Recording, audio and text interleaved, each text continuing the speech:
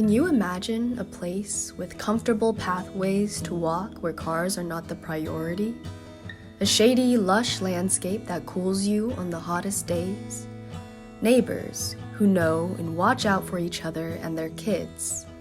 A community where people grow food and harvest from a shared, edible landscape?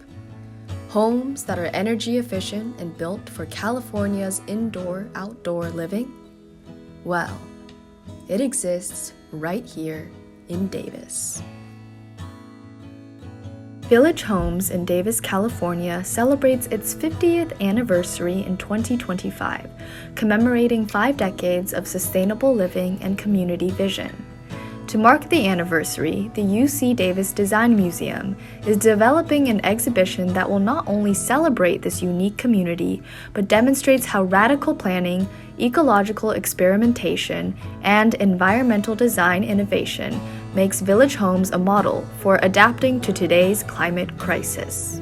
Well, the original vision was to build solar houses in a community where people knew each other, grew fruit and vegetables in the green belts, and had orchards and vineyards around you, and just really much more of a natural setting that was very, very low in energy consumption. And a place where there was really a strong sense of community. People took responsibility for one another and for the space around them, and there was just that feeling that we lost in the typical suburb that we felt like if you designed it right, you might get it back. On August 29, 1975, ground broke on a radical new neighborhood designed to decrease environmental impact and increase social harmony.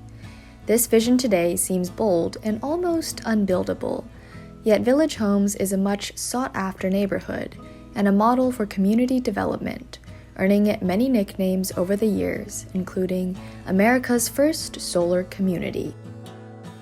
Living in Village Homes gave me a sense of community and appreciation for the craft of creating home and neighborhoods.